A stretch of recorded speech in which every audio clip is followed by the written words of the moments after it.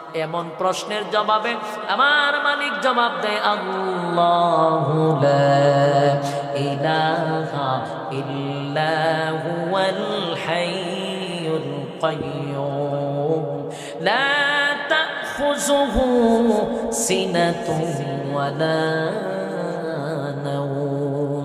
রব্বে কারীম বলেন, লা তাখুযুহু সিনাতুন ওয়ালা নাওম, আমি আল্লাহর ঘুম নাই, আমি আল্লাহর তন্দ্রা নাই। বলুন, আল্লাহর ঘুম আছে, আল্লাহর তন্দ্রা আছে। ঘুমও নাই, তন্দ্রাও নাই, ঘুমও নাই, তন্দ্রাও নাই, ঘুমও নাই, তন্দ্রাও নাই। আল্লাহ স্পষ্ট জানায়া দিল, আমি মালিকের ঘুম নাই, তন্দ্রা নাই। বেঈমানরা মনে করে আল্লাহর কি বিশ্রামের প্রয়োজন আছে? আল্লাহর তো ঘুমও নাই, তন্দ্রাও নাই। মালিক আমাদেরকেও জানায়া দিছে, বান্দারে 24টা ঘন্টার একটা সেকেন্ডও কিন্তু আমি ঘুমাই না। আমি যদি ঘুমায়া যাই, আসমান আসমান থাকবে না, জমিন জমিন থাকবে না, সূর্য চন্দ্র কিছুই থাকবে না। গোটা বিশ্ব পরিস্থিতির পরিসমাপ্তি ঘটে যাবে, ঘটে যাবে, সব ধ্বংস হয়ে যাবে। আমি আল্লাহ ঘুমাই না, আমি আল্লাহর ঘুম নাই, তন্দ্রা নাই। বান্দা শুন, আমি যদি ঘুমায়া যাই, মানুষও ঘুমায়, আমি আল্লাহ ঘুমাইলাম। বন্দায় যদি মুসিবতে পড়ে, কার দরবারে গিয়া দাঁড়াইবে? 2 নম্বর কারণটা, আপনি কিন্তু সবার উঁচু জায়গায় দাঁড়াইছেন। আপনি আমরা দেখেন, কিন্তু আমরা আপনারা শুধু দেখি, আপনার পিছনে কি আছে এটা দেখি না। আপনি চাইলে সামনেও দেখতে পারেন, পিছনটাও আপনি দেখতে পারেন। আমার সুপার পিছনে কি আছে এটা আপনারা দেখতে পারবেন, কিন্তু আমি তো চাই পিছনটা চাই দেখতে পাবো। তো রাসূল সাল্লাল্লাহু আলাইহি ওয়াসাল্লাম উঁচু জায়গায় দাঁড়াইছে, পিছনও দেখে, সামনে দেখে। এই জন্য আপনার পিছনে কে আছে না আছে এটা আপনি ভালো করে জানেন, এই কারণে বিশ্বাস করেন। রাসূল তাদের জবাবটায় ওনার কথা বলাটা সহজ হয়ে গেল। রাসূল বললেন, তাহলে শুনেন, আমি যেমন আগে কোনো সময় মিথ্যা বলি না, এটা আপনারাই প্রমাণ করলেন। আজকেও আমি যা বলবো এটাও মিথ্যা বলবো না। 2 নম্বর কথা, আপনারা বলছেন আমার পিছনে কি আছে না আছে আপনারা দেখেন না, কিন্তু আমি সামনেও দেখি, পিছনও দেখি। এই দাবির উপরে আমিও বলছি, আমার সাথে আপনারা আজকে সবাই পড়ে নিবেন, লা ইলাহা ইল্লাল্লাহ মুহাম্মাদুর রাসূলুল্লাহ। কারণ আপনারা যদি এই কালেমা পড়েন, দুনিয়া তো শান্তি, পরকালেও শান্তি। যদি না পড়েন, পরকালে আপনাদের জন্য শাস্তির ব্যবস্থা রাখা হয়েছে। কারণ আমি যেহেতু উঁচু জায়গায় দাঁড়ানো 2 জায়গা দেখি, নবী হওয়ার কারণেও আল্লাহ আমার দুনিয়াও দেখায়, পরকালও দেখায়। তাই আমি দেখে শুনে বলছি, এবং আগেও মিথ্যা বলি নাই, এখনো বলবো না। আপনারা আমার সঙ্গে কালেমাটা পড়েন। আর এতদিন যে আমারে শুধু মোহাম্মদ বলছেন, আজকে কিন্তু আমি খালি মোহাম্মদ না, আমি মুহাম্মাদুর রাসূলুল্লাহ সাল্লাল্লাহু আলাইহি ওয়াসাল্লাম। আমারে নবী হিসাবে, রাসূল হিসাবে মানবেন। এবং আজকের থেকে গাছের পূজা, মাছের পূজা, সূর্যের পূজা, চন্দ্রের পূজা, মূর্তির পূজা, পাথরের পূজা সব বন্ধ। গোলামি চলবে কার? লা ইলাহা ইল্লাল্লাহ, নেই কোনো মাবুদ আল্লাহ ছাড়া। আর মুহাম্মাদুর রাসূলুল্লাহ সাল্লাল্লাহু আলাইহি ওয়াসাল্লাম আল্লাহর বান্দা এবং রাসূল, এই কথাটি বিশ্বাস করবেন। মক্কার মধ্যে সবচেয়ে বড় বড় নেতা ডিজে ছিল, এরা ওই টাকা রয়েছে, এই কারণে দাওয়াত দিছে আমরা খাওয়ার লেগিয়া। আগে কইতে আপনার উদ্দেশ্য থেকে আর আমরা আইতাম, আপনি যে আমরা দাওয়াত দিয়ে নাই এমন এক কথা কইছেন, যেটা আমরা যুগের পর যুগ বাপ দাদার 14 গোষ্ঠী পালন করিতেছি। আমরা যে ধর্ম, আপনি বলতেছেন এই ধর্ম চলবে না। বাপ দাদা মান্য আইতেছে, আমরা দেব দেবী মান্য আইছি। আপনি এখন কইতেছেন খুদা একজন, আমরা আছে 360 জন রিজার্ভে। রিজার্ভে কতজন? আর আপনি দাওয়াত দেন একজনের। প্রথম যুক্তি বরবাদ, কারণ আমরার খুদা বেশি, আপনি দাওয়াত দেন একজনের। এখন তো এরা খুব খেপে গেছে, এমন কেবা কেপছে। আবু লাহাব ছিল রাসূলের আপন চাচা। এই আবু লাহাব সর্বপ্রথম এই মজলিসের মধ্যে রাসূলের বিপক্ষে কথা বলছে। কথা বলার পরই সে এমন একটা ভঙ্গিমা করছে, একটা পাথর নিয়ে রাসূলকে মারার জন্য এক প্রস্তুতি নিছে। নাউজুবিল্লাহ, আসিন এমনি না, কইতে খুব কষ্ট হইতেছে। যার ইমানি জজবা বেশি তার আওয়াজও বেশি, এই বাস্তব। রাসূল সাল্লাল্লাহু আলাইহি সাল্লামকে সে পাথর নিয়ে একটা বক্তব্য দিল যে মুহাম্মদ তুমি ধ্বংস হয়ে যাও, তুমি আমাদেরকে এমন এক কথা বলছো, আমাদের দেবদেবীকে তুমি ছোট করছো, তুমি আমাদের ধর্মকে অপমান করছো, তুমি আমাদের গোত্রে, তুমি আমাদের বংশের মধ্যে ফাটল সৃষ্টি করার জন্য এই ধর্মের দাওয়াত দিচ্ছ, তুমি ধ্বংস হয়ে যাও। রাসূলকে গালাগালি করতে লাগে। এরপরে আবু তালেব এখানে বক্তব্য দিয়ে সবাইকে বলতেছে তোমরা সবাই উঠো, আমাদের দেবদেবীকে তারা অপমান করতেছে, মুহাম্মদ নিশ্চয়ই ক্ষতিগ্রস্ত হয়ে গেছে, মুহাম্মদ ধ্বংস হয়ে গেছে। বিভিন্ন গালাগাল করে পুরা মজমাটারে সে ধ্বংস করে দিচ্ছে। রাসূল এটা অত্যন্ত ব্যথিত হয়েছে, রাসূলের রক্তকরণ হয়েছে। কারণ অন্যান্য মানুষ যদি প্রতিবাদটা করতো এত কষ্ট লাগতো না, কিন্তু আফন সাসাউইয়া রাসূলকে মারার জন্য দাঁড়াইছে, আবার মানুষকে উস্কায়া দিছে, তাও নিজের ঘরের মানুষ, এটা রাসূলের বড় কষ্ট লাগছে। আল্লাহ তখন নিজেই রাসূলকে সান্ত্বনা দিছে, দিয়া বলছে আপনি কষ্ট পাবেন না, আপনাকে গালি দিছে, আমি আল্লাহ এটা বরদাস্ত করতে পারছি না। আল্লাহ বলেন বান্দা যদি আমারে গালি দেয় আমি সহ্য করতে পারি, কারণ আমি বন্দা বানাইছি, আমারে গালি দিলে আমি বন্দারে ধ্বংস করি না। আমি বানাইছি, আমারে গালি দিলে আমি বন্দাকে সাথে সাথে গজব দিয়া ধ্বংস করি না। দেখবেন নিজের সন্তান যদি আপনার থাপ্পড় দেয়, ছোট বাচ্চা কুলো হলে থাপ্পড় মারে না, থাপ্পড় মারে, এরপরে দেখবেন সন্তানদের ধমক দেয়, ধমক দেয়, মারে, আসার মারে, আরো সুমা দেয়। আমার কথা বুঝিনি? আরো সুমা।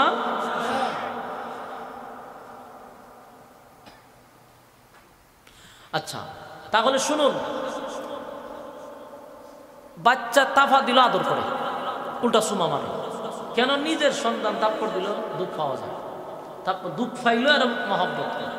আল্লাহ আমার বন্দা আমার গালি দিল, আমি প্রতিবাদ করি না, কিন্তু কেউ যদি আমার নবীরে গালি দেয় আমি আল্লাহ এটা বরদাস্ত করতে পারি না। আপনার এলাকা সুবহানাল্লাহ আসেনি? না তাকাদি কথা, লক্ষণ খারাপ আপনাদের। সম্মানিত সুধী, আল্লাহ বলেন আপনারে গালি দিছে, আমি এটা সহ্য করতে পারি নাই, বরদাস্ত করতে পারে নাই, সে আপনাকে ধ্বংস হয়ে যাওয়ার কথা বলছে। আল্লাহ রাগান্বিত হয়ে তার দাঁত ভাঙ্গা জবাব দেওয়ার জন্য কোরআনের আরেকটি সূরা নাজিল করছিল, সেটা হলো সূরা লাহাব। কথা শুনুননি আপনারা? তো বুঝলে হা কইয়া লেবে। আপনারা সামনে ওয়াজ করুন আর মাটি খাটানোর চেয়ে বেশি কষ্ট। আপনারা গুতামুন, আমি ওয়াজ করুন। বলুন এই সূরা লাহাব আপনারা চিনুনি? লাহাব সূরা, তাব্বাত ইয়াদা আবি লাহাবিউ ওয়া তাব, এই সূরা নাজিল ছিল এই বক্তব্যের পরে। আল্লাহ ভাই আপনারা গালি দিয়েছে, আপনি প্রতিবাদ করতেন কেন? আমি করি। আপনারা গালি দেওয়ার মানে আমি আল্লাহ বরদাস্ত করতে পারি নাই। সাথে সাথে সূরা লাহাব নাজিল করে কি কইছে যে আবু লাহাব কইছে আপনি ধ্বংস গেছেন না। আমি আল্লাহ বলতেছি আপনি ধ্বংস হন নাই, হ্যাঁ ধ্বংস হইছে, এর হাত ধ্বংস হইছে, এর বাচ্চা কাচ্চা ধ্বংস হইছে, এর অস্তিত্ব জমিনে থাকবে না। যারা আপনাকে গালি দিছে তাদের অস্তিত্ব আমি জমিনে রাখবো না। যুগে যুগে যারা বেয়াদবি করছে নবী রাসূলগণের সাথে, একটা বেয়াদবকে আল্লাহ ছেড়ে দেয় নাই, সবগুলারে শেষ করে ছেড়ে দিয়েছে। বাস্তব না বাস্তব? যেন সাবধান, বেয়াদব থেকে গায়রে হাজির ভালো, বেয়াদব থেকে অনুপস্থিত ভালো। আপনি যদি নবী রাসূলকে গালি দেন, যেমন বনি ইসরাইলের যতগুলা উম্মত নবী রাসূলের সঙ্গে বাজে বেয়াদবি করছে, সবগুলার আল্লাহ আসমানি গজব দিয়ে ধ্বংস করছে। সব বরদাস্ত করে আল্লাহ, কিন্তু বেয়াদবি বরদাস্ত করে না। আল্লাহ কয় আপনার সাথে বেয়াদবি করছে আবু লাহাব, আল্লাহ জবাব দিছে তাব্বাত ইয়াদা আবি লাহাবি ওয়া তাব। আল্লাহ কয় আবু লাহাব তুই আমার নবীরে গালি দিছ, ধ্বংস হয়ে যাবে লাগে, তুই ধ্বংস হবি। যে হাত দিয়া রাসূলকে পাথর দিতেছিল, আল্লাহ কয় হাতও ধ্বংস। তাব্বাত ইয়াদা আবি লাহাবি ওয়া তাব মা আগনা আনহু মালুহু ওয়া মা কাসাব। আল্লাহ কয় আবু লাহাবও ধ্বংস, এর মালও ধ্বংস, এর আওলাদও ধ্বংস। কথা হয় না? سيصلى نارا ذات لهب وامرأته حمالة الحطب في جيدها حبل من مسد। এই সূরা লাহাব নাজিল করে আল্লাহ দাঁত ভাঙ্গা জবাব দিছে, হেও ধ্বংস, এর হাতও ধ্বংস, এর মালও ধ্বংস, এর আওলাদ, এর বাচ্চা কাচ্চা সব ধ্বংস, এবং এর বউটাও ধ্বংস। সবটিকে ধ্বংস করে দিছে। বেয়াদবি করা যাবে?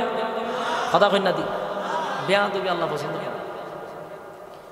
এখন এদিন থেকে শুরু হইল গোটা মক্কা নগরীতে রাসূলের বিরুদ্ধে আন্দোলন। 40 বছর ভাই ছোট ছোট আমরা তো কথা কন, তা আমার খুব রাগ বেশি। আমি ওয়াজ করম গিচ্ছা কাহিনী না, কিন্তু আপনি কথা বলতে পারবেন না। কথা বললেই বাচ্চা কাচ্চারা সামনে দেন, একটা ডিস্টার্ব করার লাগে আপনার। ফুলাবান কি ওয়াজ বুঝে, এরার মনের যত কথা আছে একটা একটা কয়, যে কথা কইতে আছে এরপর জীবনও ধরতে না। এই জন্য মুরব্বী সামনে আসা, বাচ্চাগুলার পিছনে নেওয়া। আমি যে কই আপনারা হাসেন, তার মানে আপনারা ভালো লাগে। সব মাহফিলে দেখছি বাচ্চাটিরা আগের খাতার দেয়, তোরা ডিস্টার্ব করবি হুজুর নেই, এই নিয়ত করে আপনারা বসান। ফুলাফান মানুষ ইনি মাসুম বাচ্চাটি না বুঝে কিছু ওয়াজ, এরা তো কথা কইব। নিয়ম হইল আপনারা সামনে আসেন, বাচ্চারা মাঝখানে মাঝখানে রাখা। কথা বলে না, সাবধান, কথা বলে ওয়াজ এখানে স্টেজ হলই মোটাই তাই না, এবার ওয়াজ করাম, কথা কয় না। বলুন আল্লাহ প্রতিবাদ করছেনি? বেয়াদবি আল্লাহ বরদাস্ত। আবু লাহেবের শেষ করছে। দেখেন আবু লাহেবের মৃত্যুর সংবাদ যদি বলি, এটা আমার সাবজেক্ট না, প্রাসঙ্গিক আলোচনা চলে আসছে। আবু লাহেব মৃত্যুর সময় পয়সা গইলা মরছে, এর লাশ পর্যন্ত এর আওলাদরা দেখছে, এমন অবস্থায় সে মারা গেছে। তো রাসূল সাল্লাল্লাহু আলাইহি সাল্লামের বিরুদ্ধে একটা আন্দোলন শুরু হয়েছে মক্কাতে। চতুর্দিকে রাসূলের বিরুদ্ধে আন্দোলন, মিছিল, মিটিং, মানববন্ধন যা আছে সব শুরু হয়েছে। ভাই এতদিন তো ভালো আছি, হঠাৎ করে এক আল্লাহর দাওয়াত দিল, হঠাৎ করে আমরা দেবদেবীর বিরুদ্ধে কথা বললো, শুরু হয়ে গেল পুরো আন্দোলন। আন্দোলন কইরা রাসূলকে বিভিন্নভাবে তারা আঘাত করতে চাইছে, কিন্তু তখন আবু তালেব জীবিত ছিল, রাসূলের আপন চাচা আরেকজন। উনি যতদিন জীবিত ছিল ততদিন রাসূলের উপরে আঙ্গুল তোলার সাহস কারো ছিল না। মুখটা যা পারে কইছে, কিন্তু সরাসরি বলা ছিল না। আবু তালেব রাসূলকে ব্যাকআপ দিচ্ছে। তো এরপরেও তারা বহু কিছু করছে, আন্দোলন, মিছিল, মিটিং করছে। যারা কালেমা পড়ছে, রাসূলের দাওয়াত যারা গ্রহণ করছে, নির্যাতন করছে তাদের উপরে, নির্যাতনের স্টিম রুলার চাপাইয়া দিছে। এত নির্যাতন তারা করছে, শেষে নির্যাতন, নিপীড়ন সব করার পরে কোনোভাবেই রাসূলকে থামাইতে পারে না। শেষে তারা করলো কি, বড় বড় যারা নেতা আছে মক্কার শীর্ষস্থানীয় যে নেতাগুলো আছে, আবু জাইল সহ, আবু লাহেব, উতবা, উতাইবা, সাহেবা, সবগুলা এক জায়গা তুলছে। ওইয়া কয় আমরা এখন করতাম কি, আমরা বাপ দাদার ধর্ম তো ডুবাইতেছে, মানুষ তো কালেমা পড়তেছে, কি করা যায়? এরা হচ্ছে চলো আমরা মুহাম্মদের কাছে যাই। তো সবাই আইয়া রাসূলের কাছে আসছে, আইসা কয় শোনো, তুমি তো নতুন ধর্ম প্রচার করতেছো, এক আল্লাহর দাওয়াত দিচ্ছ, আমরা তোমার কাছে আইছি একটা পরামর্শ। তুমি যে আল্লাহর দাওয়াত দেও, এই আল্লাহর পরিচয়টা কি? কথা বুঝতেছে? এরাই আল্লাহর কাছে, রাসূলের কাছে জিজ্ঞাসা, তোমার আল্লাহর পরিচয় কি? তোমার আল্লাহ মূলত কয়জন? এবং যে আল্লাহর দাওয়াত দই আল্লাহর সাথী সঙ্গী কয়জন? আরো কতজন আছে? এবং তোমার আল্লাহ কি করে? ঘুমায়নি, খায়নি, গীতা করে। তোমার আল্লাহ বিয়া শাদী করছে, নাউজুবিল্লাহ, বাচ্চা কাচ্চা আসেনি। তোমার আল্লাহর ক্ষমতা কিরকম? মানে এইরকম যত ধরনের বিতর্কিত প্রশ্ন আছে রাসূলের কাছে বইয়া করতেছে। আল্লাহর পরিচয় চান। এই পরিচয় যখন চাওয়া শুরু করছে, আল্লাহ রাসূলকে আপনি কইেন না, আমি কই।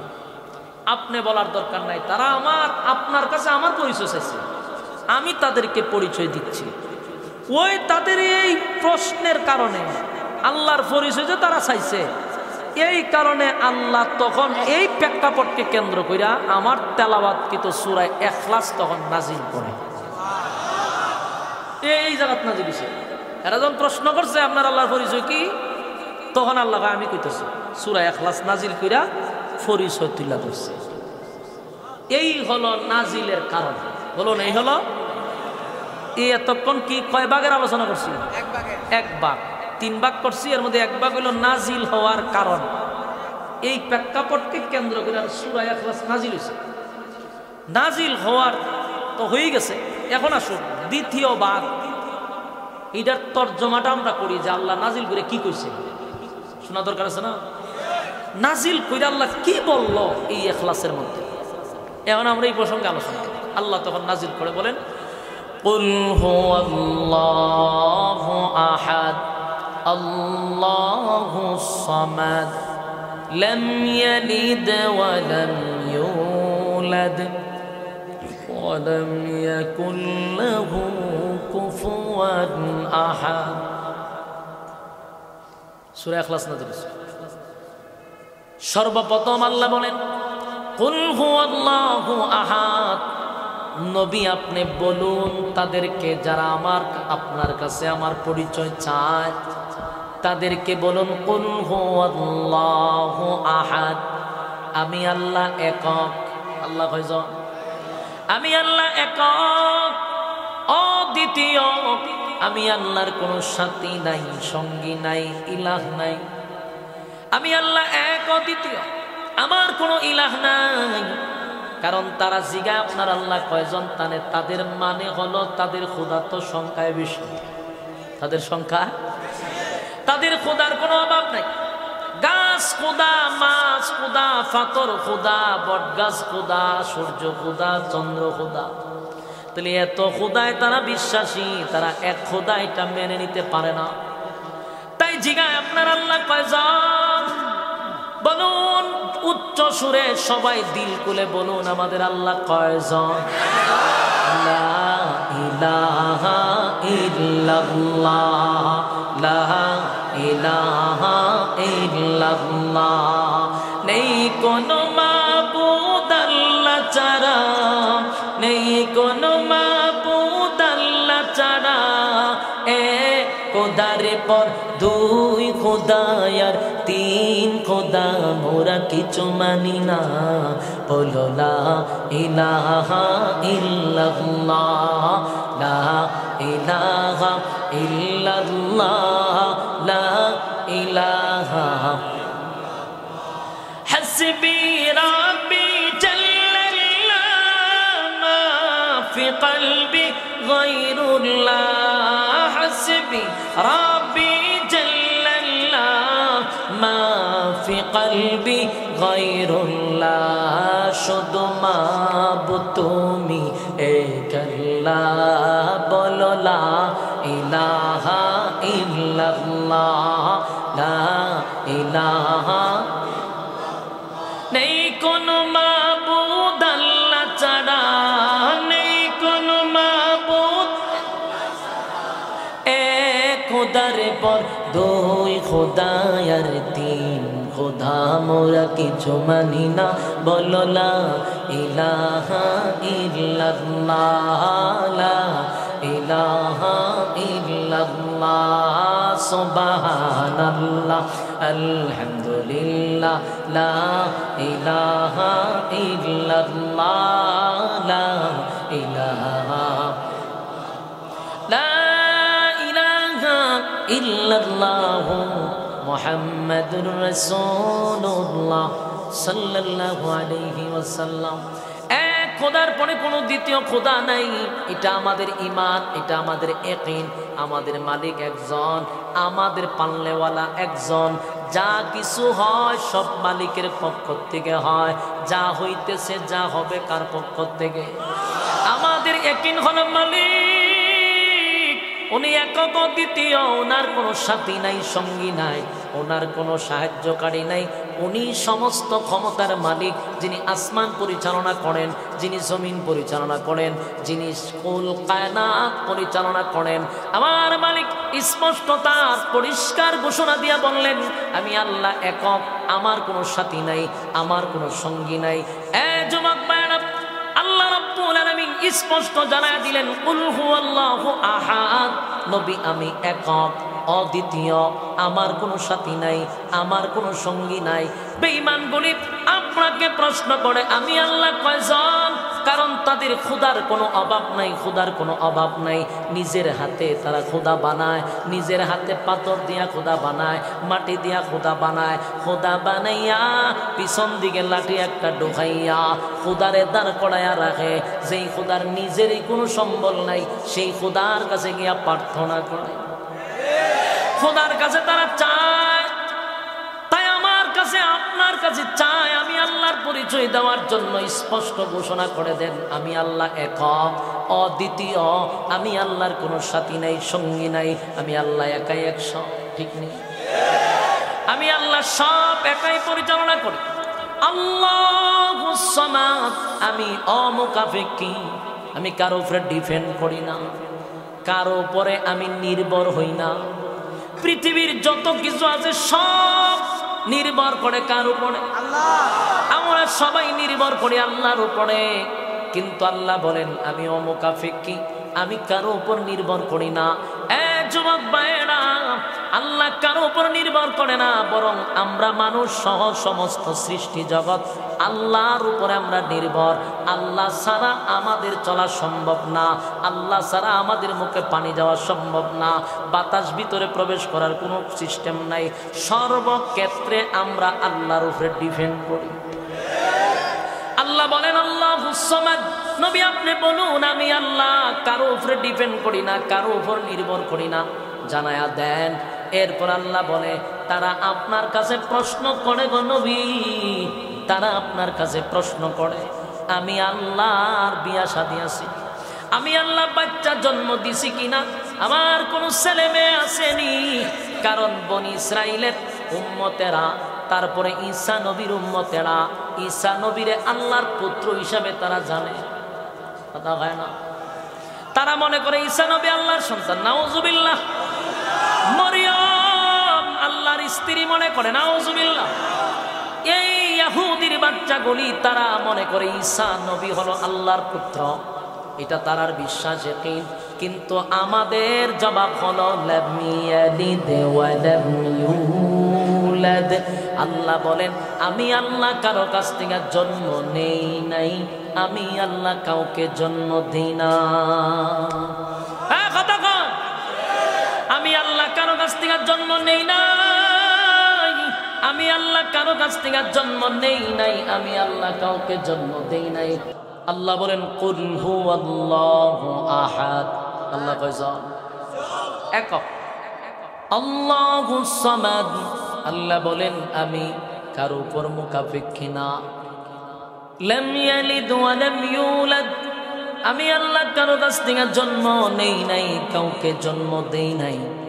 ওয়া লাম ইয়াকুল লাহু কুফুয়ান আহাদ, আমি আল্লাহর সমতুল্য আর কেউ না। বলুন আল্লাহর সমতুল্য কেউ আছে? যতই ক্ষমতা হোক মালিকের উপর দিয়া কেউ যাইতে পারে? ফেরাউন নিজেকে খোদা দাবি করছিল, কিন্তু সেই ফেরাউনকে আল্লাহ সাজ করছে। নমরুদ নিজেকে বলছে আনা রব্বুকুমুল আলা, আমি তো খোদা, কিন্তু সেই খোদার বরত্ব দেখাইতে পারছে। আল্লাহ নমরুদকেও মারছে, সাজ্জাদকেও সাইজ করছে। তাহলে আল্লাহ বলেন ওয়ালাম ইয়াকুল লাহু কুফুয়ান আহাদ, আমার সমতুল্য কেউ না। নমরুদ তীর মারছে আসমানে, কেন মারল? হয় আমি তো খোদা, দ্বিতীয় খোদা তো তাহার কথা না, উপরে যিনি আছে ওনারে মাইরালাম। নমরুদ তীর মারছে আসমানে। আল্লাহ রাব্বুল আলামিন ফেরেশতাদেরকে বললেন, ফেরেশতারা নমরুদ আমাকে মারার জন্য তীর মারছে। নমরুদের তীরের আগার মধ্যে রক্ত লাগায়া দেয়, যেন সে নিজে সান্ত্বনা পায়। দেখেন আমার আল্লাহর কত মায়ার দয়া, সাথে সাথে নমরুদরে ধ্বংস করে দেয় নাই। কারণ যারা অতি মাত্রায় বেশি বেড়ে যায় তাদেরকে সাথে সাথে ধরে না। নমরুদ্দারের সাথে সাথে ধরলো না, আল্লাহ উল্টা কয় রক্ত লাগায়া দেখ। রক্ত দেখা যেন নমরুদ কিছু তৃপ্তি পায়, সান্ত্বনা পায়, যে আল্লাহ ভাইরালেছি। নাউজুবিল্লাহ। আসমানের দিকে তীর মারছে, রক্ত লাগায়া দিছে। রক্ত সহ তীর যখন জমিনে পড়ছে, নমরুদ খুশিতে লাফাইতে লাগলো, ভাই দেখছ আল্লাহ মাইরা লইছি না, নাচতে শুরু করছে। আল্লাহ কয় নাচতে দে, নাচতে থাক, কারণ আমি আল্লাহ সবাইকেই ছাড় দেই, সহজে ছেড়ে দিই না। নমরুদের নাচতে দে, নমরুদ নাচে, আল্লাহ কয় নাচতে দে।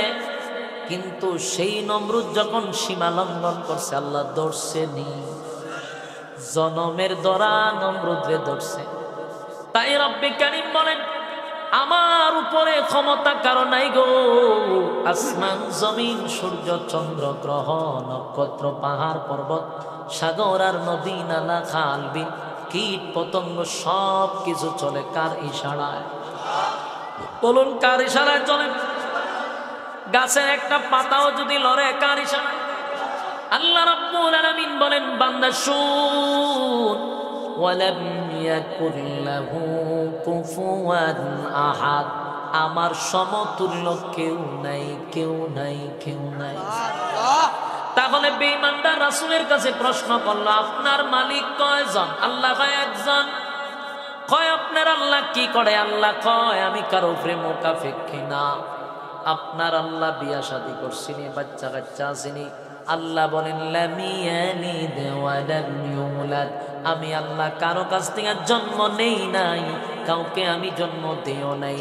এরপর আল্লাহ বলেন, ওয়ালাম ইয়াকুল লাহু কুফুয়ান আহাদ, আমি আল্লাহর সমতুল্য কেউ নাই। এই সূরাটা নাজিল করিয়া বেঈমানদেরকে আল্লাহ তার পরিচয় তুলে ধরছেন। কিয়ামত পর্যন্ত সূরা ইখলাস শানে ইলাহি, আল্লাহর শান মান মর্যাদা, এর বাহিরে সূরার ভিতরে কোনো সাবজেক্ট নাই। এই সূরাটা নাজিল করছে, আল্লাহর পরিচয় তুলে ধরছে। বেঈমানরা আল্লাহর পরিচয় পাইছে রে, মালিকের পরিচয় পাইয়া এরপরে আর কোনো উত্তর নাই। এরপরে তারা প্রশ্ন করছে, বারবার বিভিন্ন ভাবে তারা প্রশ্ন করে, আপনার আল্লাহর কি ক্লান্ত নাই? আপনি যে বলেন আসমান চালায়, জমিন চালায়, সূর্য চালায়, চন্দ্র চালায়, একজনের দ্বারা কি সম্ভব নাকি? ওনার কি ক্লান্ত লাগে না? ওনার কি ঘুমে ধরে না?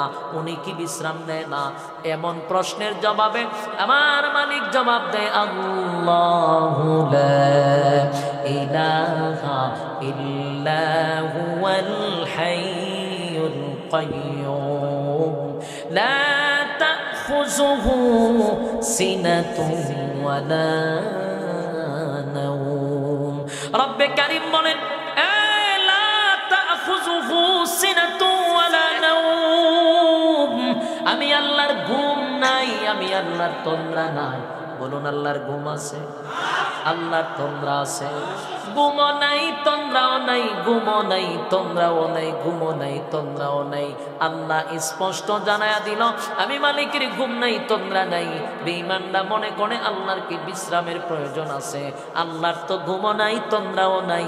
মালিক আমাদেরকেও জানায়া দিছে, বান্দারে 24টা ঘন্টার একটা সেকেন্ডও কিন্তু আমি ঘুমাই না। আমি যদি ঘুমায়া যাই, আসমান আসমান থাকবে না, জমিন জমিন থাকবে না, সূর্য চন্দ্র কিছুই থাকবে না। গোটা বিশ্ব পরিস্থিতির পরিসমাপ্তি ঘটে যাবে, ঘটে যাবে, সব ধ্বংস হয়ে যাবে। আমি আল্লাহ ঘুমাই না, আমি আল্লাহর ঘুম নাই, তন্দ্রা নাই। বান্দা শুন, আমি যদি ঘুমায়া যাই, মানুষও ঘুমায়, আমি আল্লাহ ঘুমাইলাম। বন্দায় যদি মুসিবতে পড়ে, কার দরবারে গিয়া দাঁড়াইবে? কথা কয় না। রাত যখন গভীর হয়, দোকানগুলি বন্ধ হয়ে যায়, সবার অফিস বন্ধ হয়ে যায়, নেতার দরজা বন্ধ হয়, চেয়ারম্যানের দরজা বন্ধ হয়, এমপির দরজা বন্ধ হয়, মন্ত্রীর দরজা বন্ধ হয়, প্রধানমন্ত্রীর দরজা বন্ধ হয়, হাইকোর্টের দরজা বন্ধ হয়, নর্মাল কোর্টের দরজা বন্ধ হয়, সব বন্ধ। আমি আল্লাহ যদি ঘুমায়া থাকি, বন্ধা যাবে কোথায়? কথা হয় না। এই জন্য আল্লাহ বলে, বান্দা শুন, রাত যত গভীর হয়, আমি বন্দার তত নিকটে আসি, নিকটে আসি, নিকটে আসি। তখন একবার ডাক দিলে 70 বার আমি জবাব দিই, সুবহান। বন্দা গভীর যত হব, আমি তোর কাছে তত আসবো। আমার কাছে কাছে চাইবি, রাত্রে গভীর হয়ে গেলে আল্লাহর কাছে চাইলে আল্লাহ ফিরায়া দেয় না। রব্বে কারীম বলেন এই গভীর রজনীতে নজুলে রহমতের সময় কেউ যদি আমি আল্লাহকে ডাক দেয়, যেই সময় মানুষ তার স্ত্রী পুত্র লইয়া ঘুমায়া যায়, পশু পাখিরাও ঘুমায়া যায়, হিংস্র প্রাণীরা পর্যন্ত ঘুমায়া যায়, আল্লাহ বলেন এই সময় যদি কোনো বান্দা বান্দি আমি আল্লাহর দরজায় নক করে, আমি আল্লাহ তার জন্য সব সময় রেডি থাকি। বান্দার এই মুসিবতে পড়ছ, রাতের 12টায় 1টা 2টা আমারে ডাক দে, আমি আল্লাহ তোর সারগের চেয়েও বেশি কাছে। এই জন্য মুসিবতে পড়লে ডাকবো খাড়ে, কথা কয় না। কেউ যদি বলে মুসিবতের মধ্যে পড়লেও অনেক মানুষ গুমরা হইয়া বাবারে ডাকে, আসেনি রকম কয় বাবা তোমার দরবারে কেউ ফিরে না খালি হাতে। বলুন ইমান কি আর থাকবো? ইমান থাকবো? বাবা তোমার দরবারে কেউ ফিরে না খালি হাতে বলার সাথে সাথে ইমান আপনার তালাক দিয়ে চলে যাবে। বলার দরকার আল্লাহ তোমার দরবারে কেউ ফিরে না খালি হাতে, ঠিক নেই। আর বাবা তোমার দরবারে সিন্নি লইয়া দৌড়াদৌড়ি করে, ঠিক নেই। আমরার ব্রাহ্মণবাড়ি একজন আলেম এই ব্যাপারে একটা ছন্দ মিলাইছিল, বাবা তোমার দরবারে সিন্নি লইয়া দৌড়াদৌড়ি করে, একটু সিন্নি কম করলে ফিডা ফিডির ধুম পড়ে। উনি দুনিয়াতে নাই কিন্তু কথাটা চমৎকার বইলা গেছে। হ্যাঁ যুবক ভাই, সত্য কথা, আল্লাহর দরবারে কেউ ফিরে না খালি হাতে, বাবার দরবারে শুধু সিন্নি লইয়াই দৌড়াদৌড়ি করে। কারণ বাবার দরবারে কেউ ফিরে না খালি হাতে বললে ইমান থাকবে না। এই যুবক ভাই, রব্বে কারীম বলেন এ বান্দা আমি ঘুমাই না, বান্দা কোন সময় মুসিবতে পড়বে আর আমি আল্লাহর কাছে চাইবে, আমি সমাধানের জন্য প্রস্তুত। সুবহানাল্লাহ। লা তাখুযুহু সিনাতুন ওয়ালা নাওম। আল্লাহ বলেন আমার ঘুম নাই, আমার তন্দ্রা নাই। তখন স্পষ্ট আমরা এই সূরার মাধ্যমে জেনে গেলাম আল্লাহ একক অদ্বিতীয়, আল্লাহর কোনো সাথী নাই, সঙ্গী নাই। আল্লাহ কারো কাছ থেকে জন্ম নেয় নাই, কাউকে জন্ম দেয় নাই, আল্লাহর সমতুল্য কেউ নাই। আল্লাহর ঘুম নাই, তন্দ্রা নাই, বিশ্রাম নাই, কিচ্ছু নাই। কথা হয় না? এরপরে আসুন এই সূরার ফজিলত সম্পর্কে আমরা একটু আলোচনা করি। 2 ভাগ চলে গেছে, এবার আসুন ফজিলত সম্পর্কে আলোচনা। এই সূরার ব্যাপারে বলা হয়েছে তাদিলু সূরাতুল ইখলাস সুলুসুল কোরআন। সূরা ইখলাস মানে কুল হুয়াল্লাহ সূরা। এই সূরাটা হলো কোরআনের 3 ভাগের 1 ভাগ। কেউ যদি একবার পড়ে 10 পারার সওয়াব, 2 বার পড়লে 20 পারার সওয়াব, 3 বার পড়লে একটা খতমের সওয়াব আল্লাহ আমলনামায় লিখে দেয়। তাহলে এই সূরাটার ফজিলত আছে না নাই? আমাদের কাছে সময়ের অভাব নাই, কিন্তু যদি আমরা কাউকে বলি সূরা ইখলাস পড়েন তখন তার সময় নাই। যদি বলি নামাজ পড়েন ফজর সময় নাই। যদি বলি আসেন দিনের কিছু আলোচনা শুনি ফজর সময় নাই। কথা কোন ঠিক নেই? সময় নাই, সময় নাই, সময় নাই। আমি আপনাদের কাছে জানায়া যাই সময়ের মালিককে। সময় দিছে কে? আল্লাহর দেওয়ার সময় আল্লাহর কাছে, আল্লাহর কাছে। আল্লাহর দেওয়ার সময় আল্লাহর পিছনে ব্যয় করার সুযোগ নেই। আল্লাহ কয় বান্দা সন্তানকে সময় দিলি, স্ত্রীকে সময় দিলি, ব্যবসাতে সময় দিলি, চাকরিতে সময় দিলি, আড্ডাতে সময় দিলি, সব সেক্টরে, বিপিএল এ সময় দিলি, আইপিএল এ সময় দিলি, বিশ্বকাপে সময় দিলি, ফেসবুকে সময় দিলি, ইউটিউবে সময় দিলি, সময় নাই শুধু আমি আল্লাহর বেলা। এই জন্য আসুন সময় কাজে লাগানো দরকার। রব্বে কারীম বলেন যদি সূরা ইখলাস 3 বার পড়ে ওয়াদা দিলাম বান্দা তোর আমল নামায় 1 খতমের সওয়াব দান করব। সুবহান। আমার সঙ্গে পড়ুন কুল হুয়াল্লাহু আহাদ আল্লাহুস সামাদ লাম ইয়ালিদ ওয়া লাম ইউলাদ ওয়া লাম ইয়াকুল লাহু কুফুয়ান আহাদ। এই মুহূর্তে প্রত্যেকের আমল নামায় 10 পারার সওয়াব লিখে দিছে। আরেকবার বলুন, কুল হুয়াল্লাহু আহাদ আল্লাহুস সামাদ লাম ইয়ালিদ ওয়া লাম ইউলাদ ওয়া লাম ইয়াকুল লাহু কুফুয়ান আহাদ। 20 পারার সওয়াব।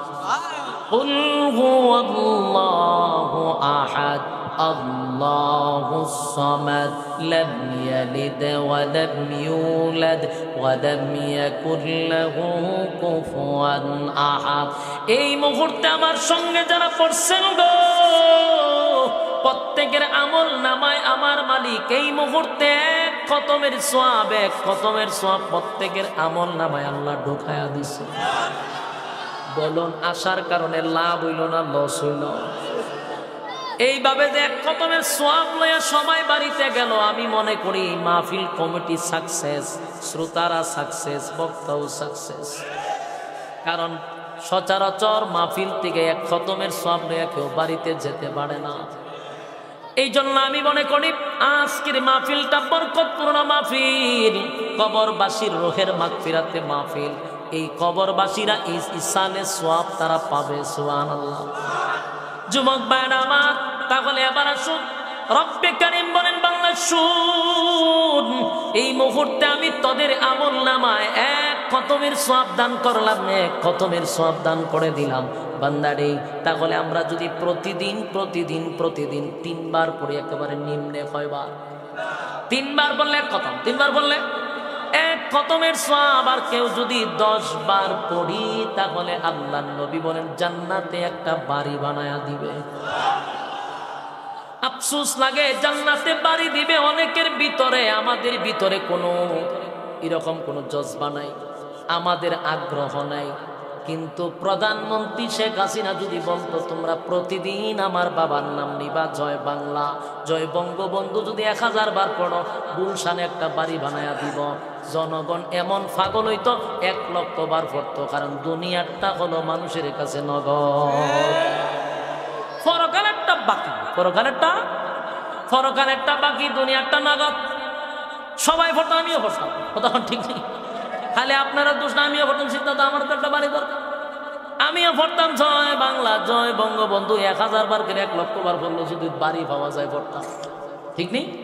কারণ দুনিয়ার কিছু পাইলে আমরা উৎসাহিত বেশি হই। কিন্তু যেই নবী তার সাহাবীদের কাছে বর্ণনা করলো 10 বার পড়লে জান্নাতে একটা করে বাড়ি, সুবহানাল্লাহ। সাহাবীদের তো ইমানি জজবা ছিল, তারা তো জান্নাতমুখী ছিল, তাদের তো টার্গেট ছিল জান্নাত। তারা লাভ দিয়া দাঁড়ায় গেছে আর বলে নবী গো, আজকের থেকে আর মিস হবে না, প্রতিদিন 10 বার কেন 100 বার পড়ার চেষ্টা করবো। আবার এখন কিছু মানুষ মনে মনে ভাবতে পারে, যারা বেশি ইসলাম বিদ্বেষী, তারা ভাবতে পারে 10 বার পড়লে যদি একটা বাড়ি জান্নাতে দেওয়া হয়, তাহলে 1000 বার পড়লে কত বাড়ি? তাহলে এত বাড়ি দিয়ে আমি করতাম কি? কথা হইতে পারে।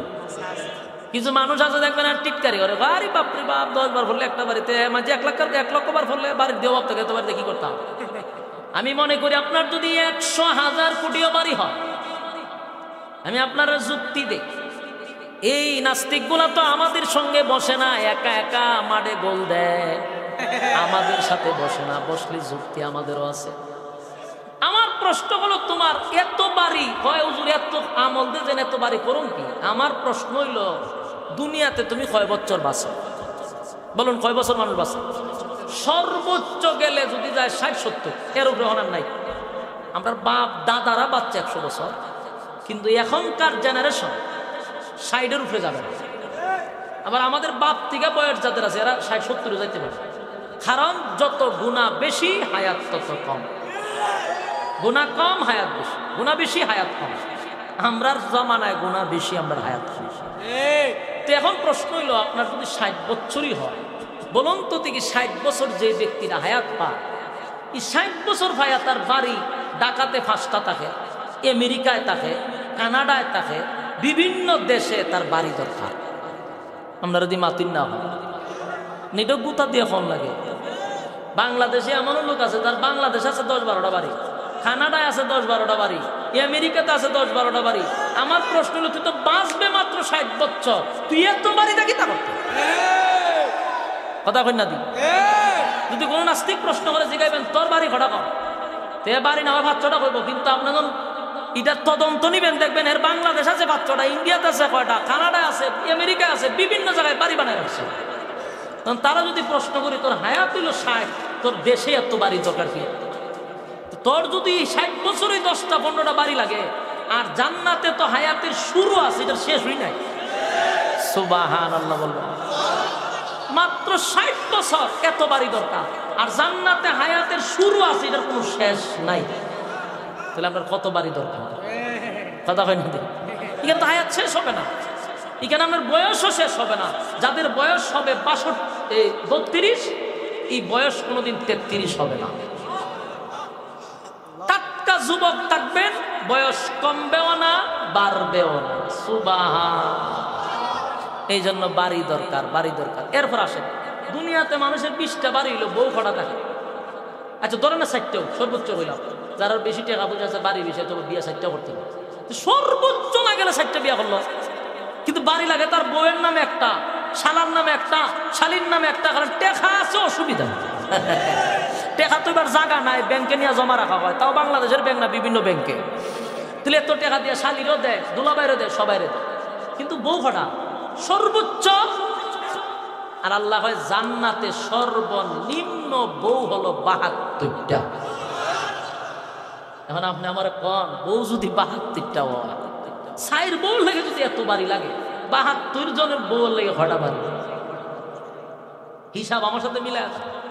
72টা বউ দিবে, তাও কোন রকম জান্নাত গেলে।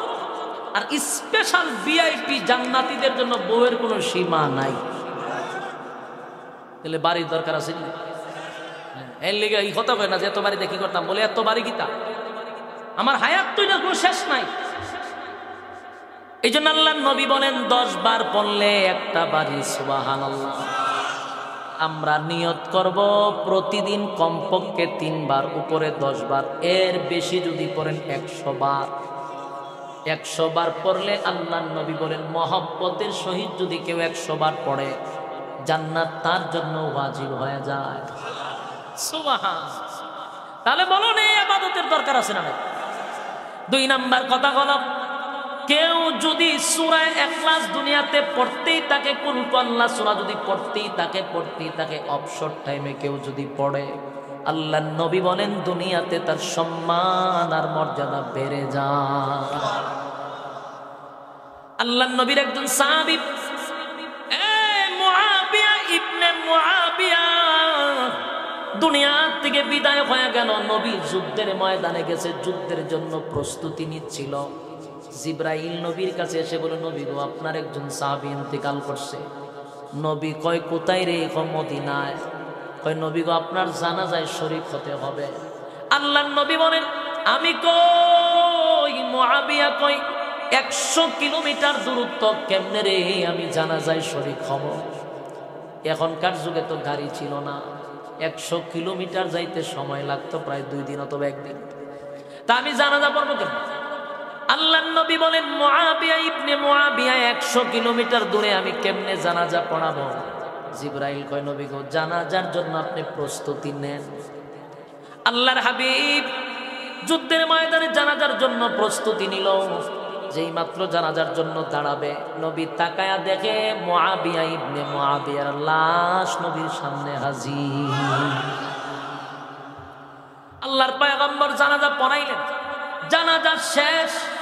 আল্লাহর পয়গম্বর তাকায়া দেখে গোটা আকাশটা যেন মেঘাচ্ছন্ন হয়ে গেছে, অন্ধকার হয়ে গেছে।